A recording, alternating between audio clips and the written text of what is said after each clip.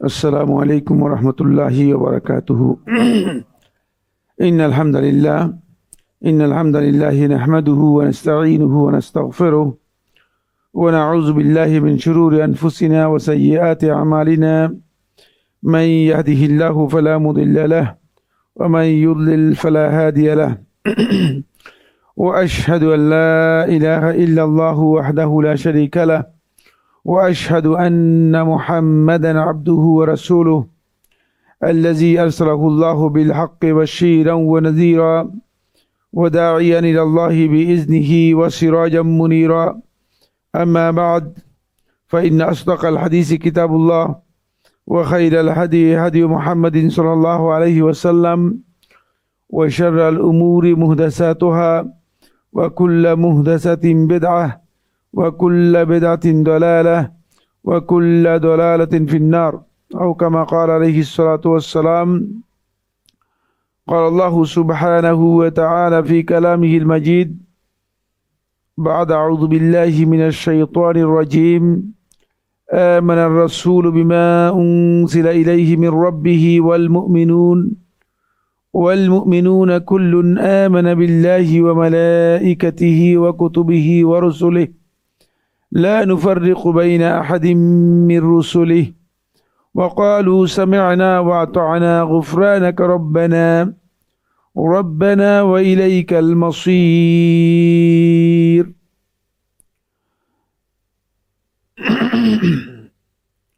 আল্লাহ রাব্বুল আলামিনের অসংখ্য অগণিত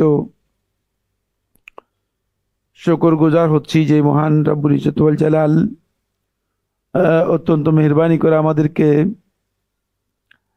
আজকের এই গুরুত্বপূর্ণ আইসিটি কর্তৃক আয়োজিত ইসলামী হালাকায় অংশগ্রহণ করার তৌফিক দিয়েছেন। এই জন্য প্রথমেই আল্লাহ রাব্বুল আলামিনের কালিমাতুশ শুকর আদায় করি, আলহামদুলিল্লাহ। সম্মানিত হাজিরিন, সম্মানিত উপস্থিতি, আমরা ধারাবাহিক ঈমানের এবং আকীদার মৌলিক কিছু বিষয় নিয়ে আপনারা জানেন যে আমাদের আলোচনা শুরু করেছি, এবং আকীদা ও ঈমানের বিষয়গুলো আলোচনার দিক থেকে খুবই নিরস বলতে বোঝাচ্ছি মানে এগুলোতে রসকস কম, ফলে অনেকে মজা পান না। এই জন্য কি লোক কমে গেছে? না, এমনিই লোকেরা মানে কি কারণে কমেছে জানি না। লোক কমে যাওয়ার কারণ আমি খুঁজে পাচ্ছি না আর কি। তখন আমি এটা আবিষ্কার করতেছি যে মনে হয় যেন হয়তো বিষয়বস্তুর মানে নিরস হওয়ার কারণে, মানে বিষয়বস্তুর চাঞ্চল্যতা না থাকার কারণে একটা দিক হতে পারে, অথবা আরেকটা দিক হতে পারে যে বিষয়বস্তুটা কঠিন হয়ে যাচ্ছে, যারা শ্রোতা আছেন শ্রোতাদের কাছে কঠিন হয়ে যাচ্ছে। এই জন্য হয়তো শ্রোতারা মনে করছেন না, এত কঠিন বিষয় আমাদের শোনার দরকার নেই, নচেত কমে যাওয়ার কারণ আমি বুঝতে পারছি না। যাই হোক, কিন্তু এই বিষয়গুলো খুবই গুরুত্বপূর্ণ, এগুলো হচ্ছে ফরজে আইন, এগুলো জানতেই হবে আমাদেরকে। সুতরাং আপনি নিরস হলেও জানতে হবে। এর মধ্যে যদি আপনার তেমন কোনো মজা আনন্দ না থাকে তাহলে আপনাকে জানতে হবে। আর না জেনে আপনি আপনার ঈমান এবং আকীদা তাওহীদকে হেফাজত করতে পারবেন না, সম্ভব না। যে বিশাল বিভ্রান্তি, ফিতনা, এতে আলেম ওলামা যারা আছে তারাই পথভ্রষ্ট হয়ে যাচ্ছে, আলেমরাই পথ থেকে বিচ্যুত হয়ে যাচ্ছে। সুতরাং আমরা যারা সাধারণ পাবলিক আছি একেবারেই নিশ্চিত যে মানে আমরা ঈমানের বিষয়ে বিচ্যুত হয়ে যেতে পারি। বলতেও পারবো না কোন অংশে আপনি ঈমান থেকে বিচ্যুত হয়ে গিয়েছেন, সেটা আপনি বলতে পারবেন, টের পাবেন না। আপনি হয়তো মনে করছেন যে আমি তো আসলে বিচ্যুত হই নাই, কিন্তু আসলে ঈমানের উপর আপনি থাকেনও নাই, বিচ্যুত হওয়ারও নাই আপনার দৃষ্টিতে, আর সত্যিকার অর্থে আপনি ঈমানের উপর থাকতেও পারেন নাই। এই জন্য এই বিষয়গুলো জানা আমাদের জন্য খুবই গুরুত্বপূর্ণ মৌলিক বিষয়। আমরা সর্বশেষ যে আলোচনা করেছিলাম সেটা হচ্ছে ঈমানের ব্যাপারে। আমাদের আলোচনাগুলো আমরা শুরু করেছিলাম আমরা আপনারা নিশ্চয়ই জেনেছেন, মানে গত আলোচনার মধ্যে বলেছি আকীদা হচ্ছে মূলত একটি ব্যাপক অর্থবোধক বিষয়। আকীদাটাকে মানে দুটি সেগমেন্টে দেখা যায়, একটা হচ্ছে বাতিল আকীদা আর একটা হচ্ছে সহি আকীদা। বাতিল আকীদা এবং সহি আকীদা দুটোই কিন্তু প্রয়োগ হয়। সুতরাং মানে একজন ব্যক্তির আকীদা বাতিলও হতে পারে, আবার আরেকজন ব্যক্তির আকীদা সহি হতে পারে। আবার ওই একই ব্যক্তির কিছু আকীদা বাতিল, কিছু আকীদা সহি মিক্সড হতে পারে, মিশ্র আকীদা হতে পারে। তাহলে বোঝা যাচ্ছে যে আকীদাটা মানে এইভাবে সহি এবং বাতিল আকীদা হওয়ার কি রয়েছে, সম্ভাবনা রয়েছে। আমরা গত আলোচনায় কথাগুলো বলেছি, সেটা হচ্ছে আকীদার ক্ষেত্রে বিভিন্ন স্কুল অফ থটের তৈরি হয়েছে। ফলে আকীদার কিছু স্কুল অফ থটের কথা আমরা আপনাদের সামনে আলোচনা করেছি। জাহমিয়াদের আকীদার বিষয়ে আলোচনা হয়েছে, মুতাজিলাদের আকীদার বিষয়ে আলোচনা হয়েছে, জাবরিয়াদের আকীদার বিষয়ে আলোচনা হয়েছে, কাদরিয়াদের আকীদার বিষয়ে আলোচনা হয়েছে। এগুলো হচ্ছে বিভ্রান্ত আকীদা, যেগুলো বাতিল আকীদা, যেটা আহলুস সুন্নাহ ওয়াল জামাতের আকীদার পরিপন্থী। এরপরে আমি যে বিষয়টি আলোচনার মধ্যে এনেছিলাম সেটা হচ্ছে এই আকীদা শব্দটি ব্যবহার করা হয়েছে পরবর্তী যুগের লোকদের ব্যবহারের মধ্যে এসেছে, পূর্ববর্তীদের ব্যবহারে আসেনি। যেমনিভাবে হুবহু মানে আকীদা শব্দটি কোরআনের মধ্যে আকীদা নামে এই হুবহু শব্দ আসেনি, হুবহু শব্দ আসেনি।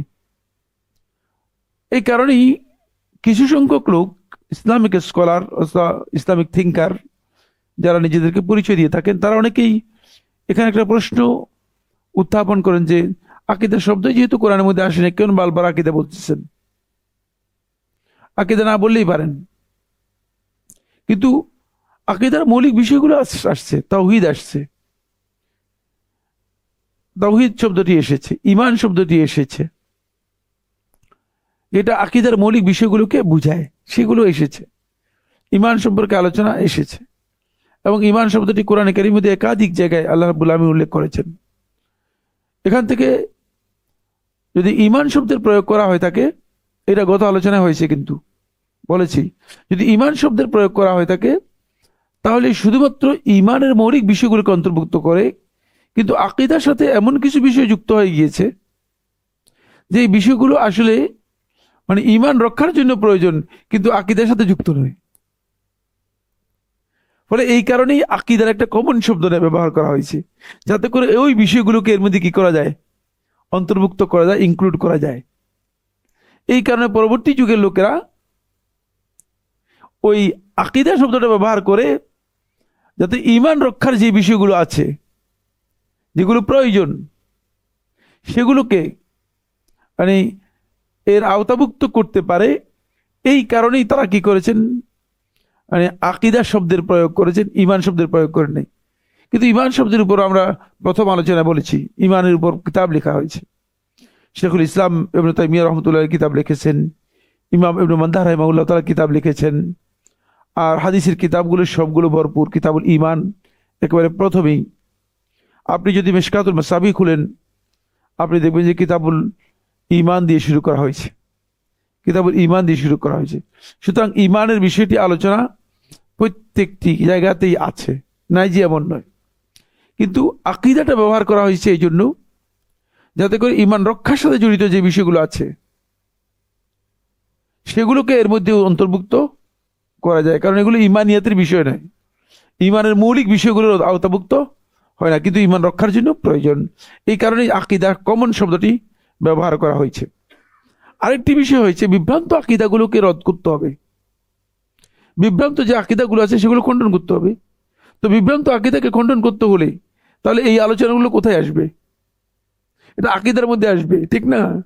এটা তো ঈমানের মধ্যে আসবে না। এজন্য ঈমান শব্দের আওতাভুক্ত হয় না। এই কারণেই ঈমান শব্দ আলোচনা না করেই বরং এটাকে আকীদা আলোচনা করা হয়েছে, যাতে করে যেই সমস্ত বক্তব্য বিভ্রান্ত আকীদার ক্ষেত্রে এসেছে, পথভ্রষ্ট বক্তব্য এসেছে, বাতিল বক্তব্য এসেছে, সেগুলোকে খণ্ডন করার জন্য কি করা হয়েছে, এই আকীদা শব্দের ব্যবহার করা হয়েছে। এখানে আমরা আকীদা শব্দ নিয়ে আলোচনা করেছি এবং আকীদার গুরুত্ব নিয়েও আমরা অনেকগুলো কথা বলেছি। কিছু কিছু কথা আলোচনার মধ্যে এসেছে, যে কথাগুলো গত আলোচনায় আমরা বলেছিলাম। এরপরে আমরা যেটি বিষয় নিয়ে কথা বলার জন্য, সেটা হলো এই আকীদা, ঈমান এবং তাওহীদ। এই তিনটি বিষয় মূলত মৌলিকভাবে, মানে মৌলিক পরিভাষা। আকীদা বলতে মূলত কমন সকল আকীদাকে বোঝায়, কিন্তু যখন আমরা ইসলামের দিকে আনবো তখন বলবো ইসলামী আকীদা, আল আকীদা আল ইসলামিয়া। আল আকীদা আল ইসলামিয়া মানে ইসলামী আকীদা। ইসলামী আকীদা বলতে ঈমানকে বোঝায়, তাওহীদকে বোঝায়, আল ঈমান বিল গায়বকে বোঝায়। তিনটি জিনিসকে বোঝায়। আল ঈমান বিল গায়ব আল্লাযীনা ইউমিনুনা বিল গায়বি ওয়া ইউকিমুনাস সালাতা ওয়া মিম্মা রাযাকনাহুম ইউনফিকুন। ঈমান বিল গায়ব, তো ঈমান বিল গায়ব এটা হচ্ছে প্রথম পয়েন্ট। আর দ্বিতীয় পয়েন্ট হচ্ছে সেটা হলো আল ঈমান বিল্লাহ, আল্লাহর প্রতি ঈমান। 3 নম্বর পয়েন্ট হচ্ছে তার তাওহীদ। এই যে তিনটি বিষয়, এই তিনটি বিষয় হচ্ছে ইসলামের মূল ভিত্তি। তিনটি একই, একটা মানে নাম তিনটি হলেও কিন্তু তিনটার আসল পরিচয় হচ্ছে একটাই।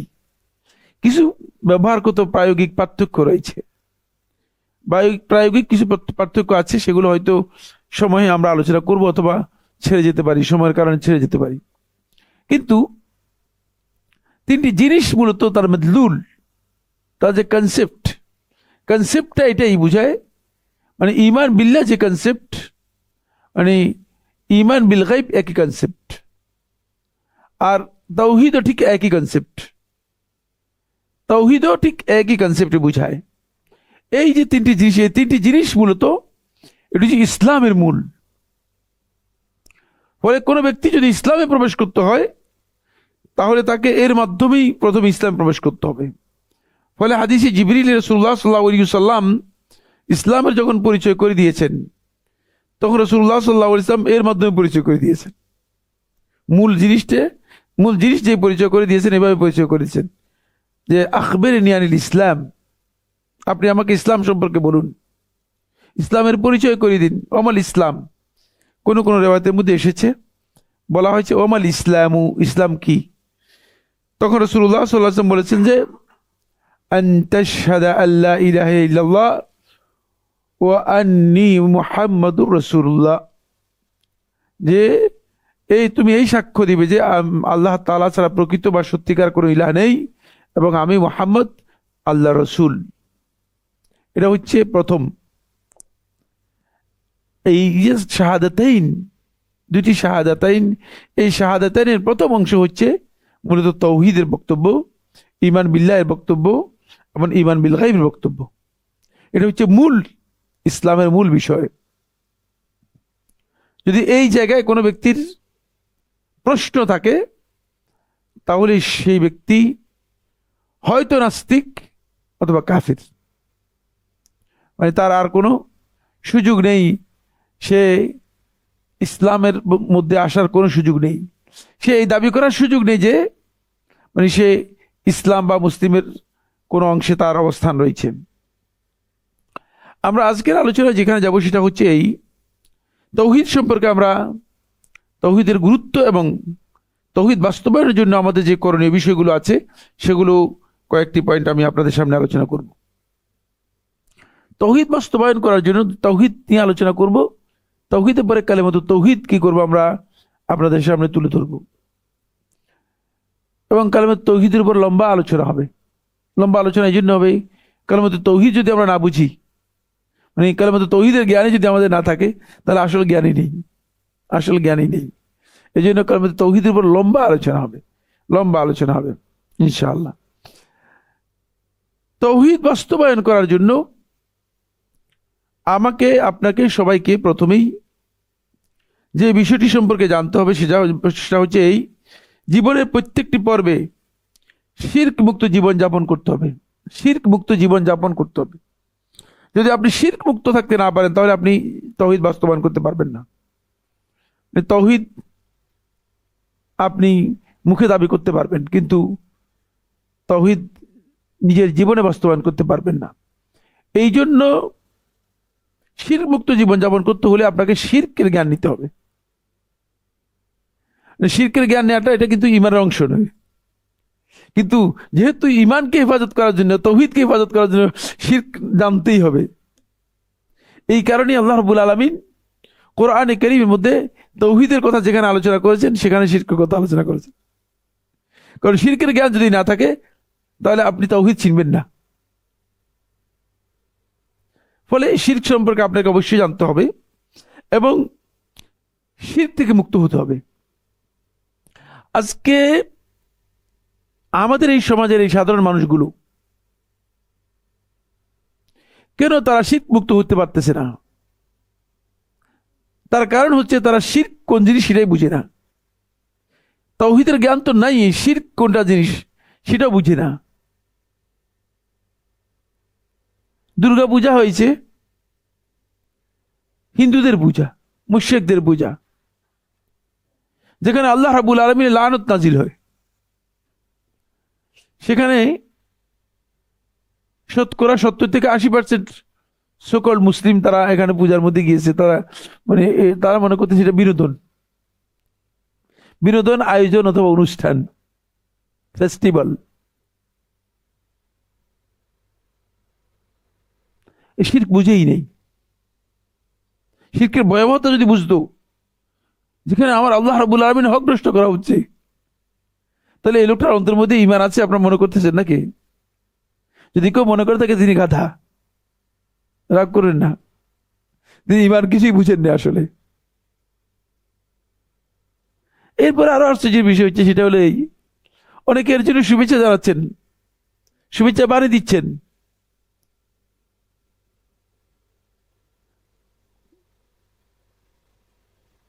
কিসের মানে? দেখেন, শিরক সম্পর্কে জ্ঞান না থাকাটা অজ্ঞতা কোন পর্যায়ে নিয়ে গিয়েছে। এদের মধ্যে কেউ কেউ নিজেদেরকে স্কলার দাবি করতেছেন, আলেম দাবি করতেছেন।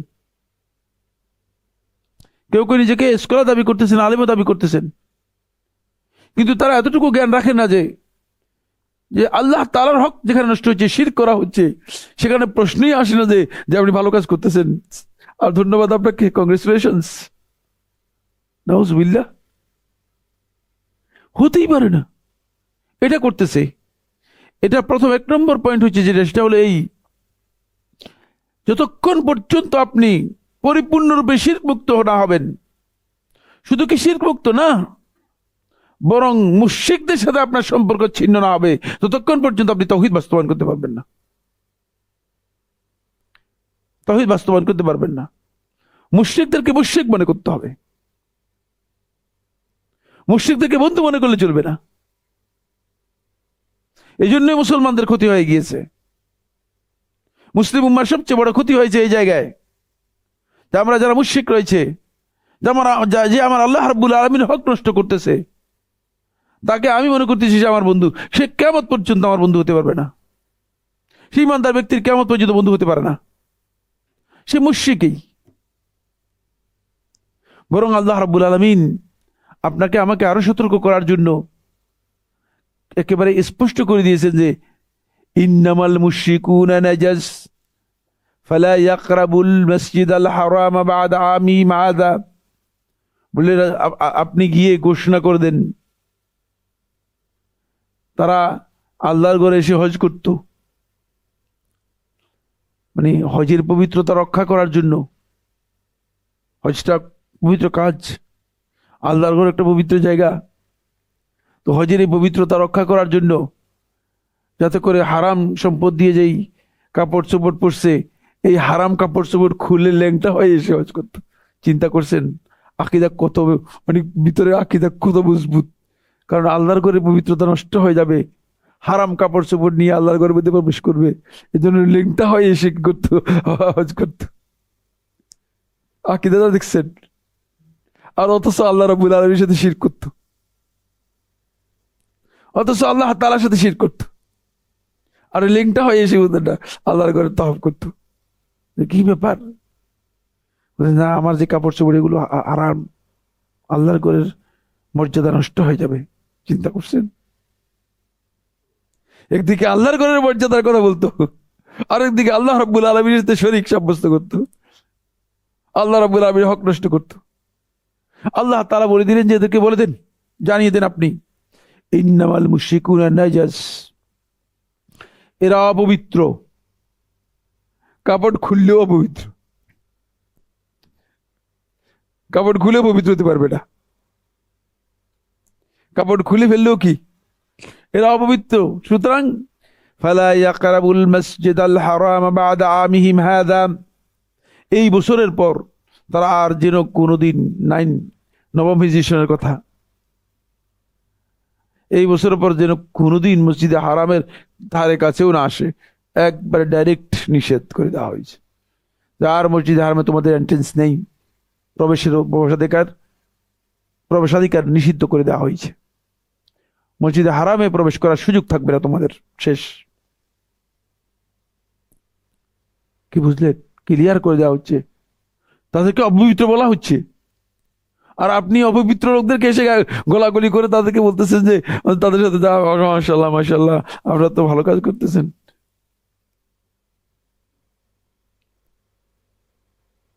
কি একটা শিরকের ভয়াবহতা সম্পর্কে না বুঝার কারণে, শিরক সম্পর্কে জ্ঞান না থাকার কারণে, তাওহীদ সম্পর্কে জ্ঞান না থাকার কারণে, তাহলে এই ব্যক্তিগুলো মূলত তাওহীদ থেকে কত বিচ্যুত হয়ে গিয়েছে যে তারা আল্লাহ রাব্বুল আলামিনের হক নষ্ট করে শিরকের জায়গায় গিয়ে তারা শিরককে সমর্থন করতেছে। এর অর্থ কি?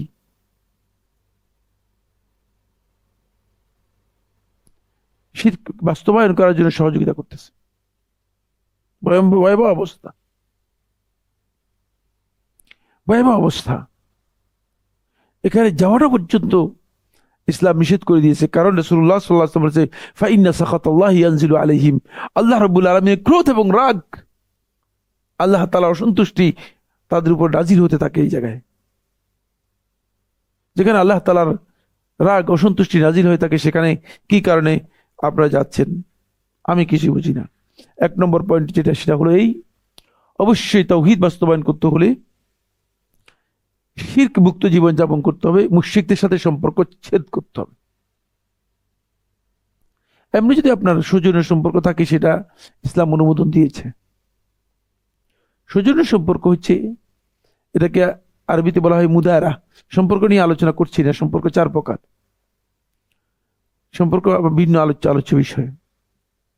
মুদারা হচ্ছে মানে, যেহেতু আমরা মাল্টিকালচারাল সোসাইটিতে বসবাস করে থাকি, এখানে একজন হিন্দু দেখলেই থাপ্পড় মেরে দিবেন না, ইসলাম অনুমোদন দেয় না।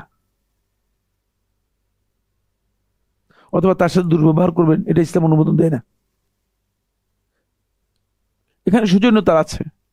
সৌজন্যতা হচ্ছে সে মানুষ হিসেবে তাকে, মানবিক যে সৌজন্যতা আছে, সেই সৌজন্যতা তার সাথে আপনার বজায় রাখতে পারবেন।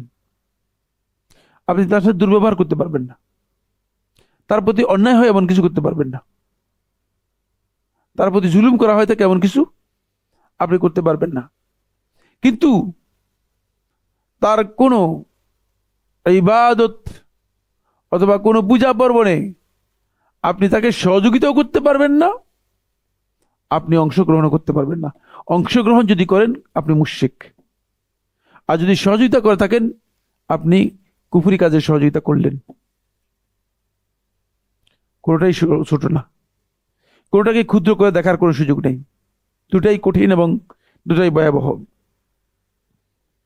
2 নম্বর পয়েন্ট, 2 নম্বর পয়েন্ট হচ্ছে, তাওহীদকে জীবনে বাস্তবায়ন করতে হলে তাগুতকে পরিপূর্ণরূপে অস্বীকার করতে হবে। তাগুতকে অস্বীকার করতে হবে।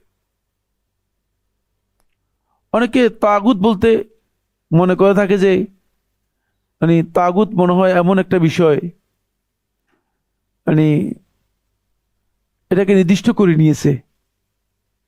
তাগুতের পরিভাষাকে সুনির্দিষ্ট কিছু সত্তার সাথে, সুনির্দিষ্ট কোনো কিছু প্রতিষ্ঠানের সাথে এটাকে নির্দিষ্ট করে নিয়েছে। তাগুত বলতেই আমাদের সমাজে কিছু সংখ্যক ফেরকা, কিছু সংখ্যক পদভ্রষ্ট দল এবং গ্রুপ গোষ্ঠী তাগুত বলতে মনে করে থাকে যে সরকার হচ্ছে তাগুত, এবং তারা মনে করে তাগুত বলতে সরকারকে বোঝানো হয়েছে। তাগুতের সাথে সম্পর্ক ছিন্ন করতে হবে, সরকারের সাথে সম্পর্ক ছিন্ন করতে হবে। এটি ইসলামী দৃষ্টিভঙ্গির পরিপন্থী। মুসলিম উম্মার সবচেয়ে বড় ক্ষতি হয়েছে এই আকীদার কারণে। যেই কোনো দেশেই মুসলিমরা মুসলিম সরকারদের সাথে, মুসলিম শাসকদের সাথে এবং মুসলিম আলেমদের সাথে মুসলমানদের সম্পর্ক থাকতে হবে নিবিড়, কাছাকাছি সম্পর্ক। নচেত আপনি তাদেরকে নসিহত করবেন কিভাবে? তাদেরকে আপনি দিক নির্দেশনা দিবেন কিভাবে? তাদেরকে দ্বীনের উপর পরিচালিত হওয়ার জন্য সহযোগিতা করবেন কিভাবে? আমরা তাদেরকে তাগুত হিসেবে চিহ্নিত করে দিয়েছি। একটা গোষ্ঠী আছে সোজাই তাগুত বলতেই বোঝাচ্ছেন যে সরকার হচ্ছে তাগুত।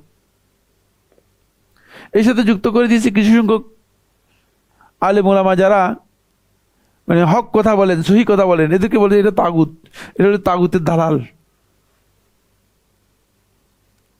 ডাহা মিথ্যুক। এক নম্বর কথা হচ্ছে তাগুত কি জিনিস, তাগুতের পরিচয় জানা নেই। তাগুতের পরিচয় আমাদের সামনে আলোচনার মধ্যে আসবে, বিস্তারিত আলোচনা আসবে। এই জন্য আমি তাগুতের পরিচয় এখানে দিব না, এখানে তাগুতের পরিচয় দিব না। কিন্তু তাগুত হচ্ছে, তাগুতের মূল পরিচয় হচ্ছে যেটা, সেটা হলো এই যে কুল্লু মা উবিদা লিগাইরিল্লাহি তাআলা ওয়া হুয়া বিহি রাদ, প্রত্যেক ওই সমস্ত ব্যক্তি যার ইবাদত করা হয় তাকে আল্লাহ রাব্বুল আলামিনকে বাদ দিয়ে তার সন্তুষ্টিতে, সে হচ্ছে তাগুত।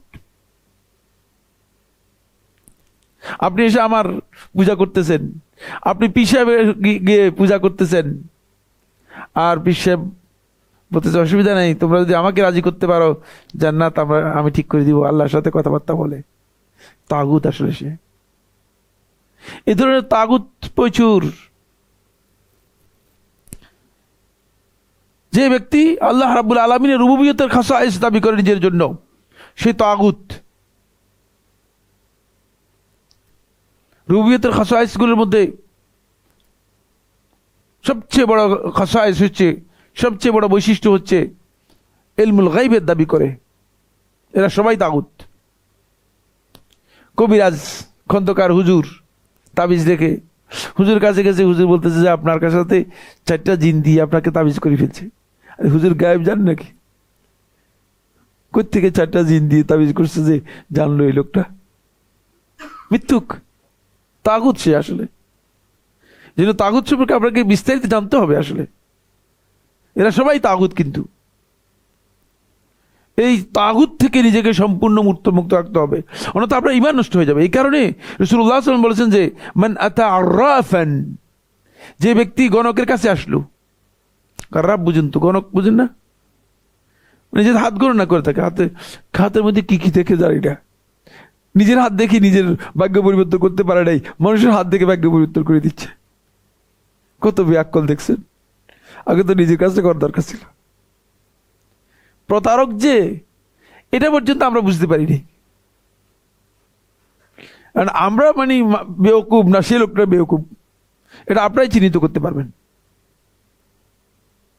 আরেক লোক, আমরা যাচ্ছিলাম, এটা কি কই জানি, এদিকে ফেরি পার হওয়ার সময় যে পাকুড়িয়া নাকি জানি পাটুরিয়া, ফেরির মধ্যে আংটি বিক্রি করতেছে। এই আংটির ফজিলত বর্ণনা করতে করতে ইন্নালিল্লাহি শুনলাম যে এমন কোনো ফজিলত নেই আংটির নাই, মানে আংটি এটা দিলে মনে যেন আপনি সারা পৃথিবীর সবকিছু পেয়ে গেলেন আর কি। কিন্তু যদি এমন হয়ে থাকে তুই বেটা এখানে মাইক লাগাই আংটি বিক্রি করিস কেন? আমি বললাম যে ভাই তুমি আংটি বিক্রি করো কেন? তুমি যে সমস্ত ফজিলতের কথা, যে সমস্ত আংটির ব্যাপারে, যে সমস্ত আংটির ব্যাপারে যা বলছো, আংটি এগুলোর ব্যাপারে যা উল্লেখ করছো, এগুলো যদি ঠিক হয় তাহলে তোমার তো আংটি বিক্রি করার কথা না, তোমার তো মিয়া রাজপ্রাসাদে থাকার কথা। হুজুর এগুলো বলেন না,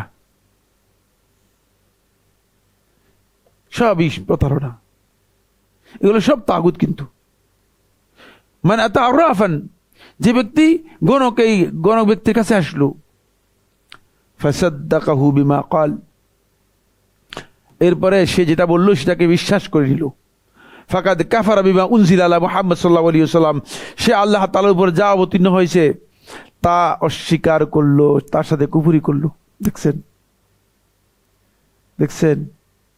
যে তাগুতের সাথে মানে আপনার সক্ষতা হয়ে যাওয়ার কারণে। এজন্য যদি তাওহীদকে নিজের জীবনে বাস্তবায়ন করতে চান তাহলে আপনাকে অবশ্যই তাগুতকে পরিপূর্ণরূপে অস্বীকার করতে হবে। এটা আল্লাহ রাব্বুল আলামিন কোরআনে কারীমে সূরাতুল বাকারার 257 নম্বর আয়াতের মধ্যে আল্লাহ তাআলা বলে দিয়েছেন, একেবারে স্পষ্ট করে বলেছেন, ফামান ইয়াকফুর বিত-তাগুতি ওয়া ইউমিন বিল্লাহি ফাকাদ ইসতামসাকা বিল উরওয়াতিল উসকা লা ইনফিসামা লাহা। যে ব্যক্তি তাগুতকে অস্বীকার করলো, প্রথমেই হচ্ছে মূলত ঈমানের মূল পয়েন্ট হচ্ছে শুরু হবে তাগুতকে অস্বীকার করার মাধ্যমে, নলে তাওহীদ আসবে না। এই কারণে আগের পয়েন্টের মধ্যে আমরা বলেছি যে শিরক মুক্ত হতে হবে। পরের পয়েন্ট হচ্ছে তাগুতকে পরিপূর্ণরূপে। এই জন্য নবী এবং রাসূলগণের দাওয়াত ছিল। সূরা নাহলে 36 নম্বর আয়াত, সূরা আন-নাহল 36 নম্বর আয়াতের মধ্যে আল্লাহ সুবহানাহু ওয়া তাআলা বলেছেন, আল্লাহ তাআলা বলেন, ওয়ালাকাদ বা'আসনা ফি কুল্লি উম্মাতির রাসূলা আন ই'বুদুল্লাহ ওয়াজতানিবুত তাগুত। প্রত্যেক উম্মতের কাছে আমি রাসূল প্রেরণ করেছি। ওয়ালাকাদ বা'আসনা ফি কুল্লি উম্মাতির রাসূলা, প্রত্যেক উম্মতের কাছে আমি রাসূল প্রেরণ করেছি। আন ই'বুদুল্লাহ, এই নির্দেশ দিয়ে যে আন ই'বুদুল্লাহ, তোমরা আল্লাহর ইবাদত করো একমাত্র। আন ই'বুদুল্লাহ কোরআনে কারীমের মধ্যে যত জায়গায় ইবাদত শব্দটা শুধু ইবাদতের সাথে উল্লেখ করা হয়েছে, প্রত্যেকটি জায়গায় ইবাদত বলতে আব্দুল্লাহ ইবনে আব্বাস রাদিয়াল্লাহু তাআলা তাফসীর করেছেন, ইবাদত বলতে তাওহীদকে বোঝানো হয়েছে। ইবাদত বলতে কি বোঝানো হয়েছে? তাওহীদকে বোঝানো হয়েছে। কারণ ইবাদতের সাথে আল্লাহ রাব্বুল আলামিন পরে শিরককে নিষেধ করেছেন। সর্বপ্রথম নির্দেশ কি কোরআনের? সর্বপ্রথম নির্দেশ, হ্যাঁ, ইয়া আইয়ুহান নাস উবুদু রাব্বাকুম। এখানে ইবাদত বলতে তাওহীদকে বোঝানো হয়েছে। এখানে ইবাদত বলতে তাওহীদকে বোঝানো হয়েছে। দলিল হচ্ছে পরের আয়াতের মধ্যে বলতেছে, ফালা তাজআলু লিল্লাহি আনদাদান ওয়া আনতুম তা'লামুন। দেখছেন, ফালা তাজআলু লিল্লাহি আনদাদান, আল্লাহ রাব্বুল আলামিনের জন্য কোনো সমকক্ষ সাব্যস্ত করো না। ওয়া আনতুম তা'লামুন, অথচ তোমরা জানো, জেনে বুঝে সজ্ঞানে বুঝে আল্লাহ রাব্বুল আলামিনের কোনো সমকক্ষ সাব্যস্ত করো না। আল্লাহ তাআলার জন্য কোনো সমকক্ষ সাব্যস্ত করা এটা হচ্ছে শিরক। যেখানে মানে ইবাদতের নির্দেশ দেওয়া হয়েছে, ইবাদতের সাথে যখন শিরকের কথা এসেছে, ইবাদতের অর্থই হচ্ছে তাওহীদ। এই আয়াতের মধ্যে বলছে আনি আবুদুল্লাহ ওয়াজতানিবুত তাগুত, তাগুতকে পরিহার করে। দেখছেন, এই জন্য তাওহীদকে বাস্তবায়ন করতে হলে অবশ্যই তাগুতকে বর্জন করতে হবে। তাগুতের সাথে সম্পর্ক রাখবেন ভালো। আর আপনি মনে করবেন যে আপনি তাওহীদের অনুসারী, আপনি পীরের হাতে বায়াত গ্রহণ করেছেন, আপনি মনে করতেছেন যে আপনি তাওহীদের অনুসারী, তাওহীদ আপনি বাস্তবায়ন করতে পারবেন না, আল্লাহর কসম না। আপনি তো বলবেন যে পীরের হাতে বায়াত করলে অসুবিধা কি? বায়াতটা নিয়েছেন কি কারণে, কি সেখানে কি জিনিসটা কি, সেটা কি জানেন কিনা? আগে তো আপনাকে জানতে হবে যে আমি যে বায়াত নিলাম সেটা কি, জিনিসটা কি। কারণ পীর আপনাকে বলতেছে আপনি পীরের হাতে মুরিদ হয়েছেন। পীর আপনি কি হয়েছেন? মানে পীরের হাতে বায়াত যিনি গ্রহণ করে তাকে কি কি বলা হয়? মুরিদ। তাকে কি বলা হয়? মুরিদ হচ্ছে ইরাদা শব্দ থেকে। মুরিদ আরবি ভাষায় ইরাদা শব্দ থেকে, মানে ইচ্ছা। মানে আপনি আপনার স্বাধীন ইচ্ছাটা তার কাছে বিক্রি করে দিয়েছেন, এবং আপনার মুরিদ যে জিনিস চায় সেটার নাম হচ্ছে মুরাদ। মুরিদের চাওয়াটা কি? এটাকে আরবিতে কি বলা হয়? মুরাদ। মুরাদ কারো নাম নয়, মানে মুরাদ হচ্ছে আল্লাহ রাব্বুল আলামিনের পরিচয়। কারণ আল্লাহর বান্দারা সবাই মুরাদ একমাত্র আল্লাহ, আর আল্লাহর বান্দারা সবাই হচ্ছে মুরিদ। মুরিদ হচ্ছে প্রার্থী, আর মুরাদ হচ্ছেন কে? আল্লাহ। আর আপনি বলতেছেন যে হুজুর হচ্ছে মুরাদ। এটা এটা এটা কিন্তু এটা বড় ধরনের শিরক, বেখবর, বেমালুম বলে আছে। শেখুল ইসলাম ইবনুল কাইয়িম রাহমাতুল্লাহ এই বিষয়ে বিস্তারিত আলোচনা করেছেন। ততক্ষণ পর্যন্ত ব্যক্তি তাওহীদ তার ঠিক হবে না যতক্ষণ পর্যন্ত ওই তাওহীদ মানে তার তাওহীদুল মুরাদ ঠিক না হবে। তার মুরাদকে যদি আপনার অভিষ্ট মুরাদ মানে অভিষ্ট লক্ষ্য, আপনার অভিষ্ট লক্ষ্য যদি আল্লাহ রাব্বুল আলামিন না হয়, আল্লাহ রাব্বুল আলামিনের সন্তুষ্টি না হয়, যদি ব্যক্তির সন্তুষ্টি আমি সাইফুল্লাহ ফুলানের সন্তুষ্টি হয়, তাহলে আল্লাহর কসম আপনি কি করতে পারেন নাই? তাওহীদ বাস্তবায়ন করতে পারবেন না। আপনি তাওহীদ মানে নিজেই কি করেছেন, নষ্ট করে দিয়েছেন। এরা সবাই তাগুতের মানে জায়গায় আছে। যদিও হয়তো বাপসাব আপনারা সবাই মনে করেন যে এর চেয়ে বড় বুজুর্গ আর কে আছে, কিন্তু না, বুজুর্গির জায়গায় নেই, বুজুর্গির জায়গায় নেই। সবগুলো মূলত আল্লাহ রাব্বুল আলামিনের সাথে তারা কিছু না কিছু মানে ভাগ বাটোয়ারা চায়। অনেকটা এটাকে এক প্রকারের মধ্যস্বত্বভোগীও বলতে পারেন, অথবা মধ্যস্থতাকারীও বলতে পারেন, দুইটাই ভুল শব্দ। আল্লাহ তাআলার শানে, আল্লাহর মাঝে আর বান্দার মাঝে এই ধরনের কোন শব্দের কোন সুযোগ আছে মনে করেন? যদি সুযোগ থাকতো তাহলে রাসূলগণ হতেন। যদি কোনো সুযোগ থাকতো তাহলে কে হতেন? রাসূলরা হতেন, ঠিক না? কারণ আল্লাহর সাথে সরাসরি মাঝখানে সম্পর্ক কার আছে? নবী এবং রাসূলদের ছিল। কিন্তু নবী এবং রাসূলদেরকে আল্লাহ তাআলা বলছে যে মানে তারা হচ্ছেন রাসূল ছাড়া আর কিছুই না। ওমা মুহাম্মাদুন ইল্লা রাসূল কাদ খালাত মিন কাবলিহি রুসুল। মুহাম্মদ সাল্লাল্লাহু আলাইহি ওয়াসাল্লাম কেবল রাসূল ছাড়া আর কিছুই না। মানে তার দায়িত্ব হচ্ছে শুধুমাত্র রাসূল আল্লাহর পক্ষ থেকে রিসালাতের দায়িত্ব নিয়ে এসেছেন, এসে আপনার কাছে পৌঁছাই দিয়েছেন, শেষ। সম্পর্ক, মূল সম্পর্ক কার সাথে? মূল সম্পর্ক কার সাথে? আল্লাহর সাথে। সুতরাং মূল সম্পর্ক আপনাকে অবশ্যই আল্লাহর সাথে কি করতে হবে? তৈরি করতে হবে, অন্যথায় হবে না। 3 নম্বর পয়েন্ট, নওয়াকিদুল ইসলাম ওয়াল ঈমান। ইসলাম এবং ঈমান বিনষ্টকারী যে কাজগুলো আছে, এই জাতীয় কাজ হতে সম্পূর্ণরূপে বিরত হতে হবে।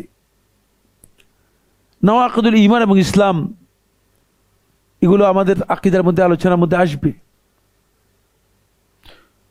অনেক কাজ যেগুলো আমাদের ঈমান এবং ইসলামকে বিনষ্ট করে, ক্ষতি করে, মানে বিধ্বংসী বিষয়, বেখবর, অনেকে জানেই না। এই বিষয়গুলো অবশ্যই জানতে হবে। নওয়াকিদুল ঈমানগুলো না জানার কারণে, নওয়াকিদুল ইসলামগুলো না জানার কারণে তিনি মসজিদে এসে আল্লাহকে সিজদা দিচ্ছেন, আবার বাহিরে গিয়ে তিনি আল্লাহ তাআলার বিপক্ষে অবস্থান নিচ্ছেন।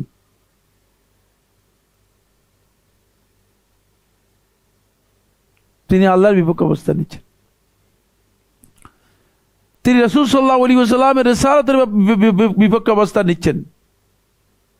সুতরাং এটা কারণ একটাই, সেটা হচ্ছে এই নওয়াকিদুল ইসলাম এবং ঈমান। ইসলাম এবং ঈমান বিধ্বংসী, বিনষ্টকারী বিষয়গুলো সম্পর্কে আমাদের খবর নেই। সেগুলো থেকে অবশ্যই আপনাকে কি করতে হবে? বিরত হতে হবে। বিরত হলে এগুলো সব জানতে হবে। তাওহীদ বাস্তবায়ন করতে হলে এগুলো জানা অপরিহার্য। 3 নম্বর পয়েন্ট। 4 নম্বর পয়েন্টটা হচ্ছে গায়রুল্লাহর সাথে অন্তরে যে সকল সম্পর্ক বিচ্ছিন্ন করতে হবে যা আল্লাহ ও তার রাসূলের আনুগত্যে বাধা হিসেবে আসে। গায়রুল্লাহর সাথে আপনার কিছু সম্পর্ক আছে, যে সম্পর্কগুলো আল্লাহ এবং তার রাসূলের আনুগত্যের মধ্যে বাধা, এগুলো সব বাদ দিতে হবে। গায়রুল্লাহ বলতে কি বুঝায়? কে বলতে পারবেন? গায়রুল্লাহ বলতে কি বুঝায়? হ্যাঁ, না, ইবাদত শব্দ এখানে আসবে না। গায়রুল্লাহ বলতে আল্লাহ রাব্বুল আলামিন ছাড়া যা আছে সব, এই সব কিছুর সাথে আপনার সম্পর্ক আছে। আপনার স্ত্রীর সাথে সম্পর্ক আছে, কি গায়রুল্লাহ না? না জিক্রুল্লাহ? গায়রুল্লাহ, এটা জিক্রুল্লাহ না। না, আপনার সন্তানদের সাথে আপনার সম্পর্ক রয়েছে, গায়রুল্লাহ না জিক্রুল্লাহ? গায়রুল্লাহ। আপনার সন্তান, আপনার পিতামাতার সাথে সম্পর্ক রয়েছে, এটা জিক্রুল্লাহ না গায়রুল্লাহ? গায়রুল্লাহ। আপনার সম্পদ, গায়রুল্লাহ। এই গায়রুল্লাহর সাথে যে সম্পর্কটা রয়েছে, এই সম্পর্ক যদি আল্লাহর আনুগত্যের পথে, রাসূলের আনুগত্যের পথে প্রতিবন্ধক হয়, তাহলে সেটাকে বিচ্ছিন্ন করতে হবে। তাওহীদ বাস্তবায়ন করতে হলে সেখান থেকে সরে যেতে হবে। এটার জন্য আমি একটা উদাহরণ দিই। সেই উদাহরণটা হচ্ছে এই কারণে আল্লাহ রাব্বুল আলামিন বিধান দিয়ে দিয়েছেন। বিধান হচ্ছে ওয়াইজা নুদিয়া লিস-সালাতি মিন ইয়াউমিল জুমআতি ফাসআউ ইলা যিকরিল্লাহ। দেখছেন, যখন জুমার দিন আজান দেওয়া হবে সালাতের জন্য, জুমার সালাতের জন্য। ইযা নুদিয়া লিস-সালাতি, যখন সালাতের আজান দেওয়া হবে, ইয়াউমুল জুমআতি, জুমার দিন, ফাসআউ ইলা যিকরিল্লাহ, তখন গায়রুল্লাহকে বাদ দিয়ে জিকরুল্লাহর দিকে আসতে হবে, আল্লাহর জিকিরের দিকে আসতে হবে। গায়রুল্লাহকে পরিহার করে আসতে হবে কোথায়? আল্লাহর জিকিরের দিকে আসতে হবে। ওয়াজারুল বাই', তখন বেচাকেনা সবটাই বর্জন করতে হবে, হালাল পর্যন্ত বর্জন করতে হবে। দেখছেন, অন্যথায় আল্লাহর আনুগত্য থেকে আপনি বঞ্চিত হয়ে যাবেন। এই জন্য আপনাকে নির্দেশ দেওয়া হয়েছে। এটা প্রত্যেকটা ক্ষেত্রেই প্রযোজ্য। জুমার দিনের ব্যাপারে নস্সে কোরআনের মাধ্যমে সাব্যস্ত হয়েছে, জুমা ছাড়া ফরজ সালাতগুলো যখন আজান দেওয়া হয় থাকে, তাহলে এগুলো আজান যখন শুনবেন তখন কি ঘুমিয়ে থাকবেন কিনা? কি করবেন?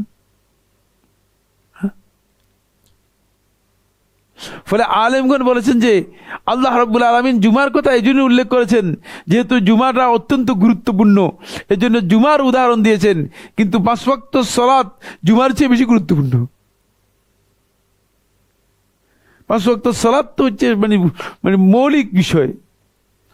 ফলে 5 ওয়াক্ত সালাতের আজান হবে, আজান আপনার কানে আসবে অথবা আমার কানে আসবে, আমি আর আপনি ঘুমিয়ে থাকবো, অথবা আমি আর আপনি বাজারের মধ্যে দোকানের মধ্যে দোকানদারি করবো। এক ভাই বলতেছে যে মানে আমার আব্বা বলতেছে যে মানে দোকান বন্ধ করলে তো মানুষ মানে মাল কিনবে না, চলে যাবে। আরে বাবা, বন্ধ করে দেখেন, দেখেন না যে সালাতের সময় দোকান বন্ধ, লিখে রাখেন, বন্ধ করে দেখেন না, দেখেন যে আল্লাহ রাব্বুল আলামিন, আপনি যদি আল্লাহর জন্য কোনো জিনিস বর্জন করেন, মান তারাকা লিল্লাহি শাইআন, যে ব্যক্তি একমাত্র আল্লাহর জন্য কোনো জিনিসকে বর্জন করলো, ত্যাগ করলো, ছেড়ে দিল, আউয়াদাহুল্লাহু খায়রাম মিনহু, আল্লাহ তাআলা তাকে এর চেয়ে উত্তম জিনিস বিনিময় হিসেবে দেবেন। এই বিষয়ে আমার একটা খুতবাই রয়েছে, এই বিষয়ে একটা খুতবাই আমার পরিপূর্ণ রয়েছে যে আল্লাহ রাব্বুল আলামিন কিভাবে উত্তম বিনিময় দিয়ে থাকেন। কিন্তু আপনি তো সেটা করেন নাই। আপনার তাওহীদটা আপনি হেফাজত করার জন্য এটা অপরিহার্য বিষয়।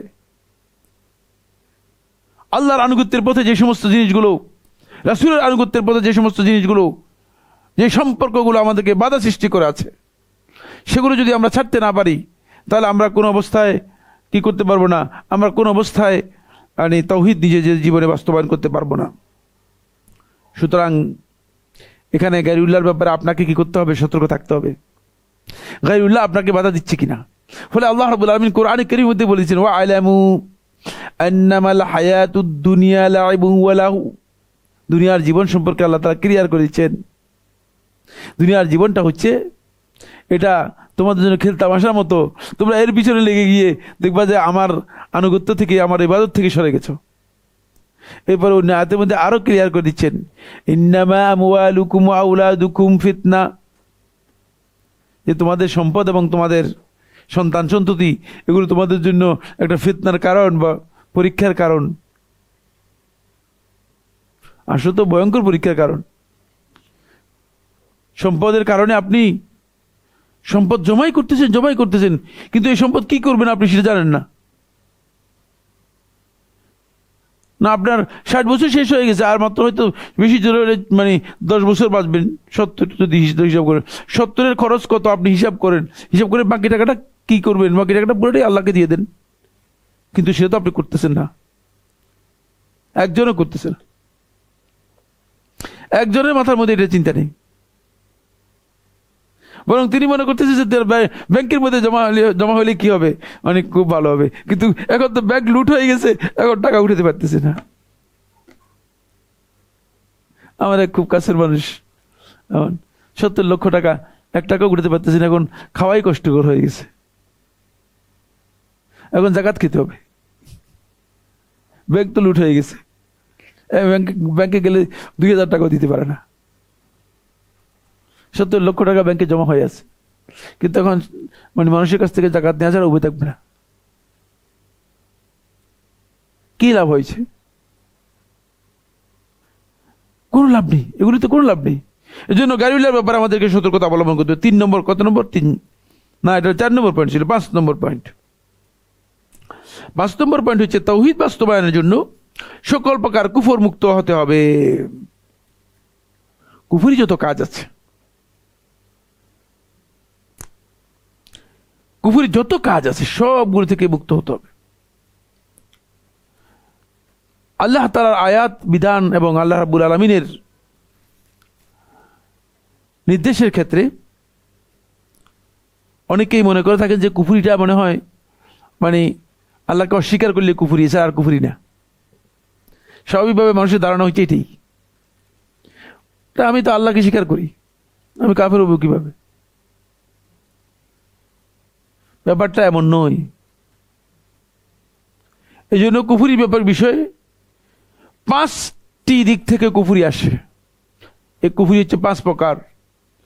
জালালউদ্দিন সুয়ুতী রাহিমাহুল্লাহ তাআলা আল আসমা ওয়ান নাযায়ের মধ্যে উল্লেখ করেছেন, আর উলামায়ে কেরাম তাদের তাওহীদ এবং আকীদার কিতাবগুলোর মধ্যে উল্লেখ করেছেন। 5 প্রকারের কুফরি বা 5টি দিক থেকে কুফরি মানুষের মধ্যে আসে, যেগুলো সম্পর্কে মানুষ জানতে হবে। 1 নম্বর হচ্ছে কুফরু জুহদ ওয়া ইনকার।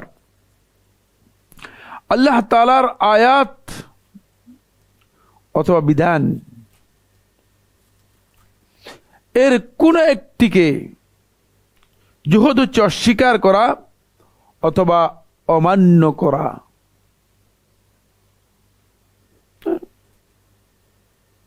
আপনি যদি আল্লাহর বিধানের যে কোনো একটা বিধানকে অস্বীকার করেন, যতই ক্ষুদ্র হোক না কেন, তাহলে আপনি কাফির হয়ে যাবেন।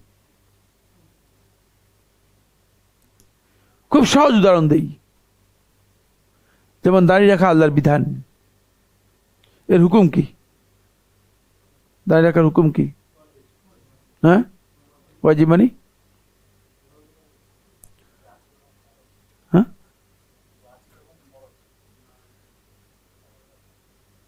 ওয়াজিব অর্থ কি?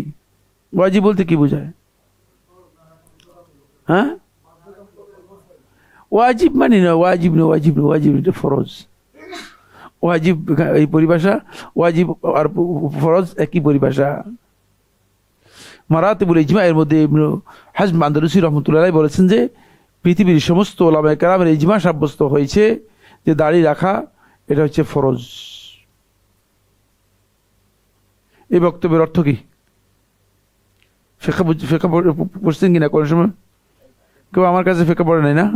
এই বক্তব্যের অর্থ কি কে বলতে পারবেন? না, এটা তো সোজা কথা। গুনাহ হবে তো ফরজ বাদ দিলে তো গুনাহ হবে, এটা সোজা কথাই। এত সোজার জন্য আমি প্রশ্ন করতাম জিন্দেগিতে। আমি এত সামান্য জিনিসের জন্য কথা বলি নাকি? জি না, কিচ্ছু না এই কথা। এই বক্তব্যের অর্থ কি, যেটা ইবনে হাজম রাহমাতুল্লাহ আলাইহি বললেন যে সমস্ত পৃথিবীর উলামায়ে কেরাম ইজমা সাব্যস্ত হয়েছে দাড়ি রাখা এটা ফরজ। এই বক্তব্যের অর্থটা কি? এই বক্তব্য দিয়ে কি বুঝায় কে বলতে পারবেন? ফিকহের মধ্যে এই বক্তব্যের মানে তাৎপর্য কি, সিগনিফিকেন্স কি, কে বলতে পারবেন? একজন বলতে পারবেন না? হ্যাঁ, দাঁড়িয়ে অস্বীকার করতে কাফের হবে, যে আমি আগেই বললাম। এটা আমার বক্তব্য থেকে মানে নকল করছেন, আর কিচ্ছু করেন নেই। নকল করতে তো আমি বলতেছি না। আর কাউকে স্কোপ দিলাম না। বুঝছি যে মানে আপনার পড়েন নেই, আমার কাছে ফেক যারা পড়ছে মানে শান্তিনগরের ফেক পড়ছে বলতে পারবে সবাই।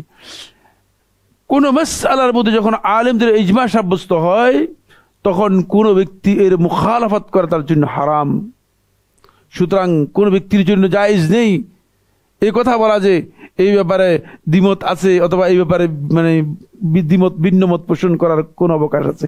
ভিন্নমত পোষণ করার অবকাশই নেই, এটা হারাম। বুঝতে পেরেছেন কিনা? সুতরাং যারা বলেছে যে দাড়ি রাখা সুন্নত, তারা হারাম কাজ করেছে,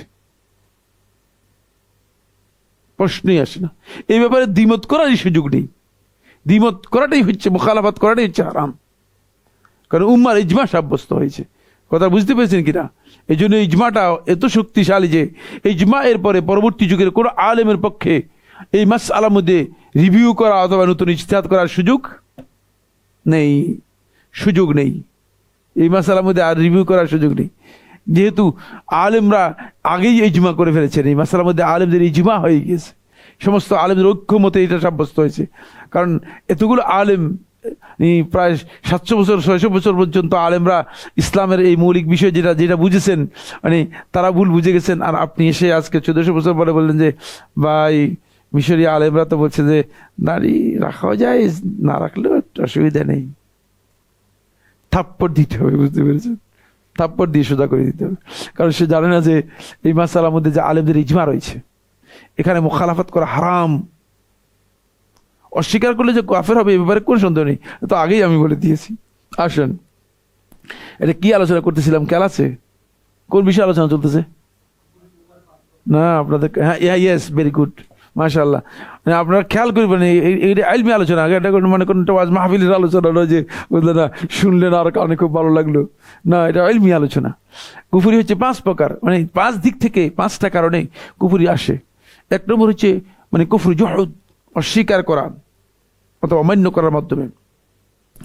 2 নম্বর হচ্ছে যেটা, সেটা হলো এই কুফর ইস্তেকবার ওয়াল ইনাদ। ইস্তেকবার অহংকার, ওয়াল ইনাদ ঘোরামি করে, ঘোরামির মাধ্যমে কুফরি করা, আল্লাহর বিধানের সাথে ঘোরামি করা, আল্লাহর বিধানের সাথে অহংকার করা, যতই ক্ষুদ্র হোক। খুবই ক্ষুদ্র একটা বিধান, ইবলিসকে বলা হয়েছে উসজুদু আলি আদম, আদমকে সিজদা করো। সিজদা করা কোনো বিষয়ই না, ঠিক না? কিন্তু সে অহংকার করেছে। অহংকার করার কোনো সুযোগ নেই। কেউ যদি মেনে নেওয়ার পরে অহংকার করে তাহলে সেই কাফের হয়ে যাবে।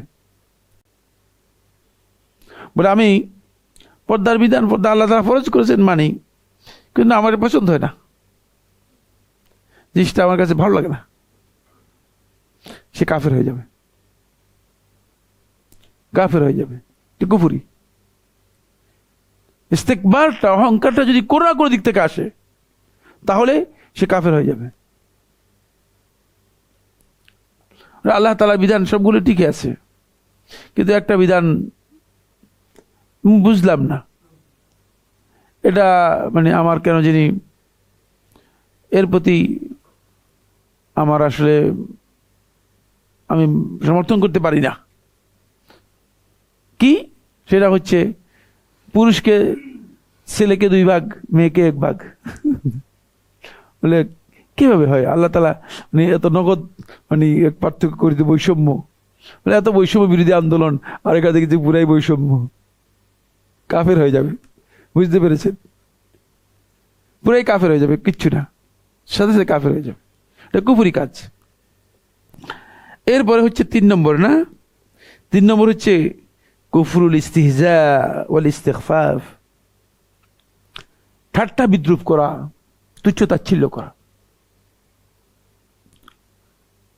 কারো শানে। আল্লাহ তাআলার সমস্ত বিধান এবং রাসূলুল্লাহ সাল্লাল্লাহু আলাইহি ওয়াসাল্লাম, এমনকি আলেমদের শানে পর্যন্ত ইস্তিগফাফ করা কুফরি, তাচ্ছিল্য করা কুফরি। আলেমদের শানে তাচ্ছিল্য করা কুফরির কারণটা কি বলেন তো?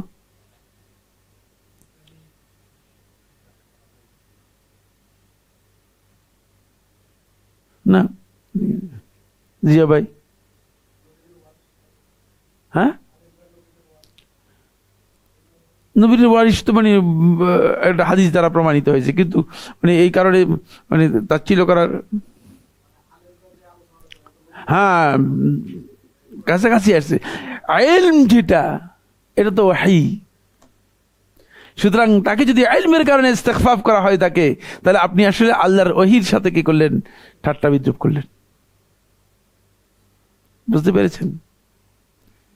এই কারণে এটা কুফরি, এটাও কুফরি। রাসূলুল্লাহ সাল্লাল্লাহু আলাইহি ওয়াসাল্লামের শানকে ছোট করে দেখা। আল্লাহ রাসূল সাল্লাল্লাহু আলাইহি ওয়াসাল্লাম রিসালাত এবং নবুয়ত নিয়ে এসেছেন, আবার একজন ব্যক্তি বলতেছে তিনি নাকি সাংবাদিক।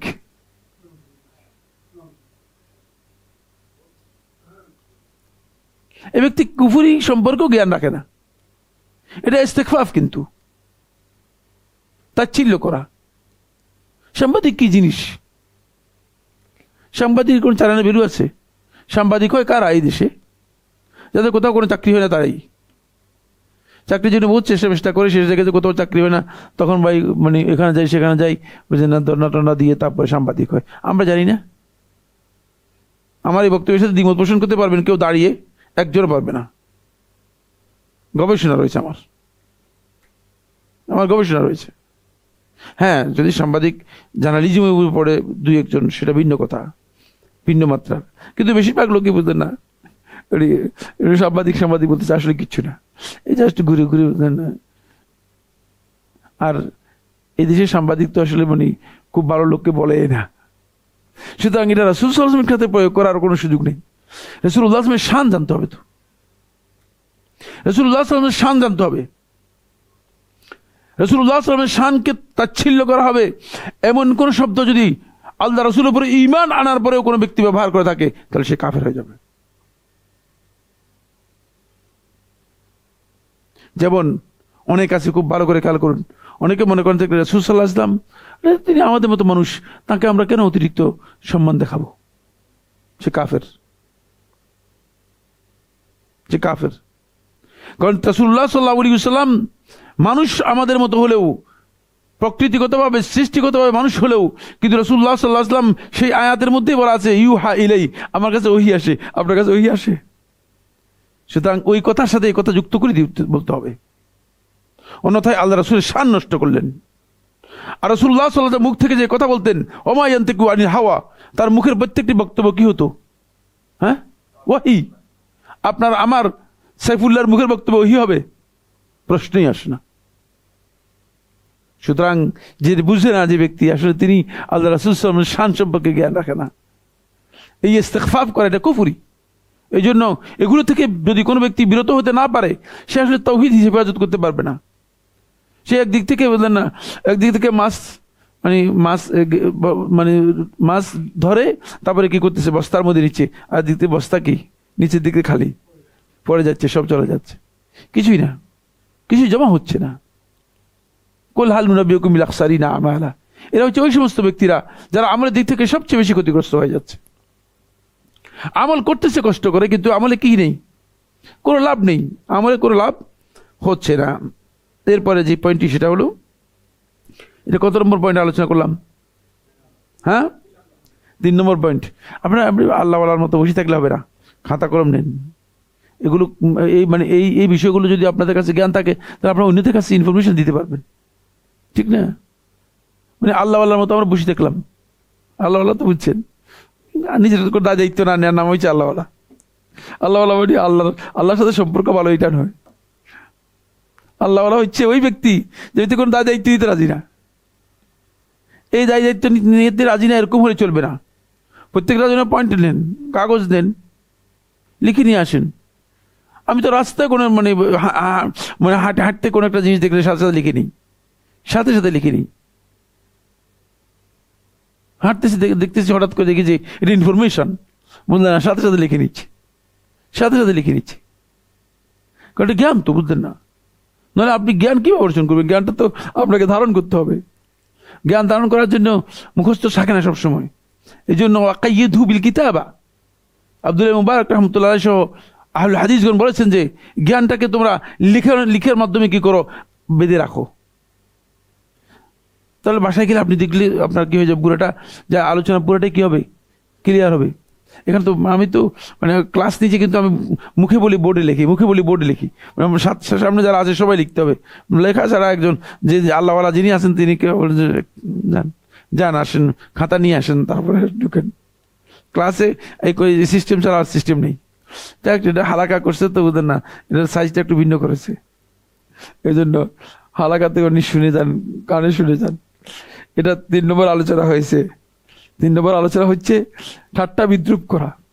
কুল আবিল্লাহি ওয়া আয়াতিহি ওয়া রাসূলিহি তাস্তাহজিউন। সুবহানাল্লাহ, আল্লাহ তাআলা বলে দিচ্ছেন কুল আবিল্লাহি, আপনি বলুন আবিল্লাহি, আল্লাহর সাথে, ওয়া আয়াতিহি, আল্লাহর আয়াতের সাথে, ওয়া রাসূলিহি, তার রাসূলের সাথে, তাস্তাহজিউন, তোমরা ঠাট্টা বিদ্রুপ করতেছো। কাদ কাফারতুম বাদা ঈমানিকুম, তোমরা ঈমান আনার পর কুফরি করেছো। লা তা'তাযিরু, আর এক্সকিউজ করার সুযোগ নেই তোমাদের এখানে, আর কোন ধরনের ওজর পেশ করার সুযোগ নেই, একথা বলার সুযোগ নেই জানলো আমরা বুঝি নেই, আসলে কাফের তোমরা। এই খুব স্পষ্ট বক্তব্য। 4 নম্বর পয়েন্ট হচ্ছে যেটা, সেটা হলো কুফরুল ইরাদ। কুফরুল ইরাদ, ইরাদ হচ্ছে বিমুখ হওয়া, মুখ ফিরিয়ে নেওয়া আল্লাহর বিধান অথবা আল্লাহ তাআলার হুকুমের ব্যাপারে, অথবা আল্লাহ তাআলার হুকুম সম্পর্কে জানার ব্যাপারে। 3টি বিষয় বললাম, একটা আল্লাহ তাআলার আয়াত অথবা আল্লাহ তাআলার বিধান, এগুলো মানে ব্যাপারে অথবা এগুলো জানার ব্যাপারে যদি কোনো ব্যক্তি মুরিদ হয়, মুখ ফিরিয়ে নেয়, তাহলে সে কাফের হয়ে যাবে। আপনি জানেন হালাকার এত কিছু আমার দরকার নেই, দিন সম্পর্কে এত জানা আমাদের দরকার নেই। আমি আমার যা জানছি যথেষ্ট জানছি। প্রচুর লোককে বলতে শোনা যায় বলছে জানা হয়ে গেছে, অনেক জানা হয়ে গেছে। আসলে তো কিচ্ছু জানা নেই। যদি ইমাম আহমদ বিন হাম্বল রহমতুল্লাহ আলাইহি, আপনাদের এখানে আমি বহুবার বলেছি, এই দার্সে নয় অনেক দার্সে বলেছি, 10 লক্ষ হাদিসের হাফেজ ছিলেন, যার জীবনের মধ্যে এসেছে। তিনি বলতেছেন যে মৃত্যু পর্যন্ত এভাবে মানে চলতে থাকবে, এইভাবে জ্ঞানের পিছিয়ে দৌড়াবেন। বলছি ইলা মাতা তাদু ইয়া ইলিয়াল ইমাম, এই ইমাম কতদিন পর্যন্ত এইভাবে আপনি এগুলোর জন্য দৌড়াবেন, এই দিন জ্ঞান অর্জন করার জন্য এই মানুষের পিছনে পিছনে দৌড়াবেন? বলে ইলাল মাহবার মিনাল মাহবারাতি ইলাল মাকবারা, কবর পর্যন্ত, মৃত্যু পর্যন্ত দৌড়াবো। 10 লক্ষ হাদিসের হাফেজ। তো আমরা কি জেনেছি আসলে? কি জানার কারণে আমাদের সব জানা হয়ে গেছে? কিছু তো জানা হয়নি, জানা তো একেবারেই কম। সুতরাং কোনোভাবে দ্বীনের জ্ঞান অর্জনের ক্ষেত্রে যদি কেউ ইচ্ছাকৃতভাবে মনে করে থাকে যে আরে আমার দরকার নেই, এত কিছু জানার দরকার আছে, এত পড়ার দরকার আছে, দ্বীনের জ্ঞান থেকে, দিন থেকে যদি কেউ বিমুখ হয়ে যায় ইচ্ছাকৃতভাবে, তাহলে সে ব্যক্তি কুফরিতে লিপ্ত হল। এটা কুফরি কাজ, এটা ভয়ঙ্কর কাজ। এরপরে হচ্ছে কুফরু শাক। শাক হচ্ছে সন্দেহের কুফরি, সন্দেহের দিক থেকে কুফরি আসে। যেমন একটা বিধান আল্লাহ তাআলার পক্ষ থেকে আপনাকে জানানো হয়েছে, বলছে ভাই আমার একটু সন্দেহ আছে। কি সন্দেহ? বলছে কবর আযাবের ব্যাপারে একটু সন্দেহ আছে। এখন প্রচুর লোককে দেখা যায়, এমনকি মূর্খ নির্বোধ, যে কবর আযাব মানে লিখে বুঝে দিতে পারবে না, সে এসে জিজ্ঞেস করে যে হুজুর কবরের কোরআনের মধ্যে কি কবরের আযাব আছে কিনা? চিন্তা করেন, কোরআনই একটা ফিরকা বের হয়েছে হাদিস অস্বীকারী, তারা মানুষদেরকে বদভস্ত করতেছে, এইভাবে সন্দেহ তৈরি করে দিচ্ছে, কবরের আযাবের ব্যাপারে সন্দেহ তৈরি করে দিচ্ছে।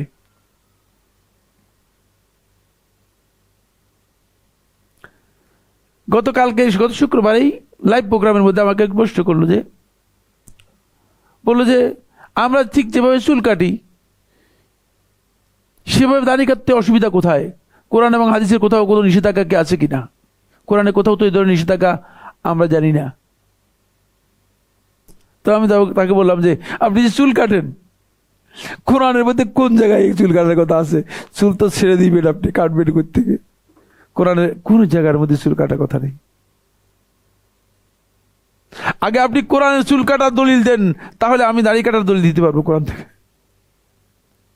তখন দাড়ি কাটার দলিল বের করবো, ঠিক না? চুল কাটার দলিল নিয়ে আসছেন, তো দাড়ি কাটার দলিল মানে আগে চুল কাটার দলিলটা নিশ্চিত হন। কোরআনের কোথাও তো চুল দাড়ি কাটার কথা নেই, নখ কাটার কথা নেই। আছে ওই কোরআনি ফিরকার চুল কাটা, দাড়ি কাটা, নখ কাটা এগুলো তাদের জন্য হারাম হবে যদি তারা মনে করে যে আমরা কোরআন মানি, হাদিস মানি না। কোথাও নেই, কোথাও নেই। এগুলো ডাহা, মিথ্যুক, প্রতারক মুসলমানদেরকে বুঝলেন না, ইসলাম থেকে বিচ্যুত করার জন্য অনেক সংশয় তৈরি করে দিচ্ছে, অনেক সন্দেহ তৈরি করে দিচ্ছে, অনেকগুলো সন্দেহ তৈরি করে দিচ্ছে। রাসূলুল্লাহ সাল্লাল্লাহু আলাইহি ওয়াসাল্লামের মেরাজ হয়েছে, এটা আপনাকে বিশ্বাস করতে বলেছে। আপনি মেরাজ কিভাবে হয়েছে আপনি কোনোদিন কিয়ামত পর্যন্ত এটা মানে আবিষ্কার করতে পারবেন? সম্ভব কারো পক্ষে? তো আপনি বিশ্বাস করতে অসুবিধা, ভাই এটা আসলে কেমনি বিশ্বাস করা যায়? আপনি নিজেকে কিভাবে বিশ্বাস করতেছেন? আপনার নিজের মধ্যে যেগুলো আছে সেগুলো তো আপনি বিশ্বাস করতে পারবেন না। প্রত্যেকটা মানুষই তো আফালা অফি আনফুসিহিম আফালা তুবসিরুন, তোমরা কি নিজেদের মধ্যে দেখো না যে আমার আয়াতগুলো কিভাবে আমি দিয়েছি তোমাদেরকে?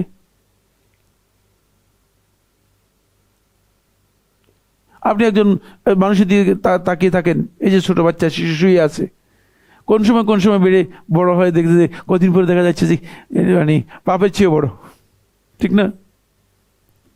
দেখছেন কোন সময় বড় হয়েছে? দেখছেন আপনি চোখের সামনে তো বড় হয়েছে, কিন্তু কোন রাত্রে বড় হয়েছে না দিনে বড় হয়েছে জিজ্ঞেস করেন। যিনি দেখছেন তাকে জিজ্ঞেস করেন রাত্রে বড় হলে না দিনে বড় হয়েছে, কোন সময় বড় হয়েছে? যিনি খালেক তার হাতে রয়েছে রিমোট। সুতরাং আপনি কেন এগুলোকে নিয়ে কথা বলতেছেন? এগুলো আপনার কিছু বুঝার বিষয় নেই, এগুলো নিয়ে আপনি বুঝার কোনো বিষয় নেই।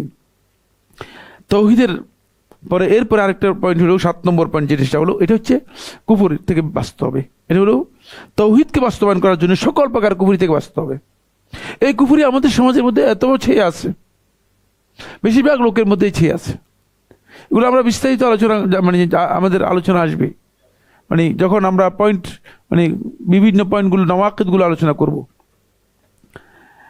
এরপরে তাওহীদকে বাস্তবায়ন করার জন্য তাওহীদের প্রকৃত জ্ঞান অর্জন করতে হবে।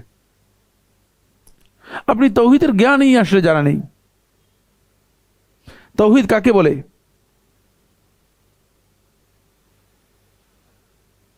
একটা ইন্টারভিউ নিলাম গত পরশু মনে হয় বুধবারে মসজিদের ইমাম নেওয়ার জন্য। সব দাওরা হাদিস পাস, কামেল পাস এবং ইফতা পাস, এর নিচে কিচ্ছু নেই। কিন্তু তাওহীদের সংজ্ঞা একজনে দিতে পারেনি। কারণ আমার কাছে সংজ্ঞা দিতে, আমার কাছে সব মুখস্থ, বুঝতে পেরেছেন? আমার কাছে কোনো ফালতু কথা আমার কাছে চলে না। বললে আমি জিজ্ঞেস করি কোন কিতাব থেকে বলছেন, কার লেখা কিতাব থেকে বলছেন। কিতাব আমার কাছে এখানে আমার কাছে জমা আছে এবং মুখস্থ আছে, চলে না। একজনও বলতে পারেনি। একজন আন্দাজে বানায় কিছু বলতে চাইছে, আমি বললাম যে কে বলছে এই বক্তব্য? এই বক্তব্যের মধ্যে এই বক্তব্য তো ডাহা মিথ্যা কথা, কারণ বক্তব্য প্রথম শব্দটাই দুনিয়ার কোনো আলেম তাওহীদের জন্য ব্যবহার করে নেই। মনে করছে যে মানে আবল তাবল লোকের সামনে কথা বলতেছে যে লোকের সামনে, সে লোক তো মানে জিন্দিগিতে মানে পয়সা পড়া ছাড়া আর কিছু কাজ নেই। ফলে একবার বিপদের মধ্যে পড়ে গেছে। পড়তে হবে, তাওহীদের জ্ঞান অর্জন করলে তাহলে আপনি দেখবেন যে আল্লাহ তাআলা তাওহীদটা আপনার অন্তরের মধ্যে মানে এমন ভাবে গেঁথে যাবে যে আপনি তাওহীদ ছাড়া আর কিছু বুঝবেন না। তাওহীদের মৌলিক বিষয়গুলো আপনি নিজের জীবনে বাস্তবায়ন করতে পারবেন। তাওহীদ সম্পর্কে জ্ঞানই নেই আমাদের আলেমরাই তাওহীদ সম্পর্কে জানে না যে তাওহীদটা আসলে কি জিনিস, আল্লাহ রাব্বুল আলামিনের তাওহীদের গুরুত্ব কি, তাৎপর্য কি। কারণ এই আসমানের নিচে জমিনের উপরে মানে সবচেয়ে বড় মর্যাদাপূর্ণ বিষয় হচ্ছে তাওহীদের জ্ঞান অর্জন করা। আর আখিরাতে যে ব্যক্তি এই তাওহীদের জ্ঞান অর্জন করে তাওহীদকে বাস্তবায়ন করবে, সে সবচেয়ে বড় মর্যাদা পাবে, জান্নাত লাভ করতে পারবে। এটাই হচ্ছে মূলত মূল কাজ, এটা হচ্ছে মূল কাজ। কিন্তু এই তাওহীদের জ্ঞান অর্জন করার আমাদের সেই সুযোগ না থাকার কারণে আমরা দেখা যাচ্ছে যে তাওহীদ সম্পর্কে মোটেও অনেকেই মানে পড়ালেখা নেই। যদি কয়েকজনকে জিজ্ঞেস করি নাম মানে কয়েকজন একাধিক লোককে জিজ্ঞেস করেছি শুধু কিতাব পড়ছেন কিনা, কিতাব তাওহীদ পড়ছেন কে কে, একজনও পড়ে নেই। কিতাব তাওহীদ ইমাম মুহাম্মদ ইবনে আব্দুল ওয়াহাব রাহমাতুল্লাহ লেখা, এই কিতাবটি পড়া মানে নাই। এর অর্থ হচ্ছে আসলে তিনি কিতাব তাওহীদ সম্পর্কে আসলে মানে ধারণাই নেই। আবার বড় আশ্চর্য বিষয় হচ্ছে মানে অনেকে আমাদের বাংলাদেশের লোক আছে বলতে খবরদার কিতাব তাওহীদ পড়বেন না, তাহলে বরবাদ হয়ে যাবে। কত বড় যায় চিন্তা করছেন। আমি তখন সৌদি আরব যাইনি, আমি এক মৌলবীর কাছে গেলাম। আর মানে মৌলবী জিজ্ঞেস করলো যে মানে কি করেন, বলে যে আমি তো এটা করি, তো আমি ইনশাআল্লাহ মদিনা ইউনিভার্সিটি যাবো সৌদি আরব মানে পড়ার জন্য। বলে নাউজুবিল্লাহ, খবরদার খবরদার। বলছে কিতাব তৌহিদ পড়লে আপনি একবারে সবচেয়ে বরবাদ হয়ে যাবেন, আপনি ক্ষতিগ্রস্ত হয়ে যাবেন। চিন্তা করেন, কিতাব তৌহিদ পড়লে নাকি শেষ হয়ে যাবে বরবাদ হয়ে। কত বড় জাহিল লোক, একদিক থেকে তৌহিদ সম্পর্কে জ্ঞান রাখে না, এটা তার একটা বড় ধরনের মূর্খতা, ঠিক না? অপর দিক থেকে সে আবার তাওহীদের উপর মানে কিতাব পড়তে পর্যন্ত নিষেধ করতেছে, বলতেছে তাওহীদের কিতাব পড়বেন না, তাহলে আপনি সবচেয়ে বড় ক্ষতিগ্রস্ত হয়ে যাবেন। কারণ তাওহীদ আপনি শিরক, কারণ তারা তো শিরকের মধ্যে লিপ্ত রয়েছে। ওই শিরকের যত কথা আছে সেখানে একেবারে খোলা আলোচনা আছে, সবটাই পুরো আলোচনা আছে। সময় কি শেষ হয়ে গেছে মনে হচ্ছে? সুতরাং যদি করা প্রশ্ন থাকে আসতে পারে, আমরা ইনশাআল্লাহ তাআলা পরবর্তী আলোচনা তাওহীদের ফজিলতের উপর আলোচনা করবো এবং কালেমাতুত তাওহীদের উপর আলোচনা হবে। আল্লাহু আকবার। হাজা সুবহানাকা আল্লাহুম্মা ওয়া বিহামদিকা আশহাদু আল্লা ইলাহা ইল্লা আনতা আস্তাগফিরুকা ওয়া আতুবু ইলাইক। আসসালামু আলাইকুম ওয়া রাহমাতুল্লাহি ওয়া বারাকাতুহু।